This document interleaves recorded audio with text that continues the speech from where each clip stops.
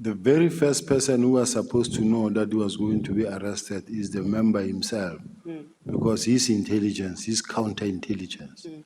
This is the person that anybody can say he expects to know about everything that moves. But above all, even the National Commissioner didn't know that that was going to happen. So where I'm sitting, if IDEC or IPIT, the IDEC or IPIT, they are investigating a particular matter. There's no way us will know from where we are sitting, because we are not in that space. Okay, so South Africans should feel comfortable that our national head of crime intelligence cannot know that one of their generals is going to be arrested by another organization. We should be comfortable with that, and we should be comfortable that we have a competent deputy commissioner responsible for crime detection. If I was fully in charge of crime intelligence,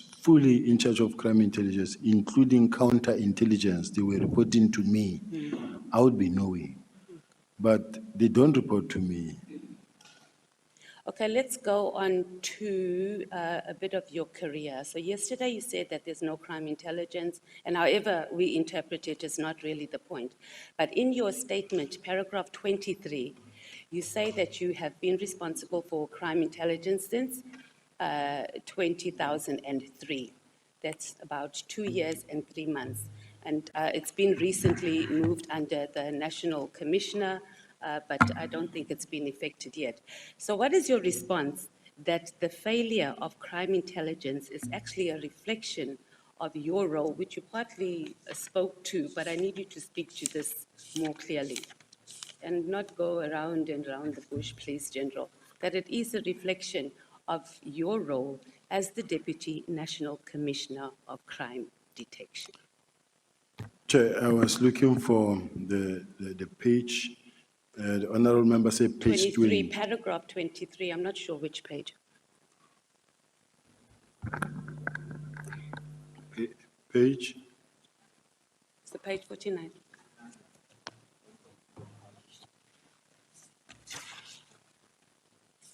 It's when you talk about your career, that section.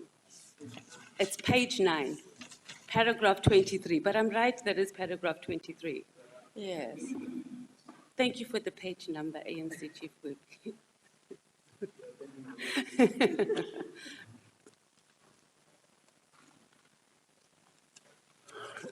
Yes, I'm there, honourable member. What is the question? Yeah, so you say there that you're responsible for crime intelligence. Now you're saying you're only partly and you're not fully. I do understand the issue of counterintelligence, but it's pretty much been in your office, or you've been responsible for it for over 2 years. I've been responsible for it for only 2 years, but it was then also taken away to report to the National Commissioner. But even then, when it was reporting to me, it had two dual reporting lines.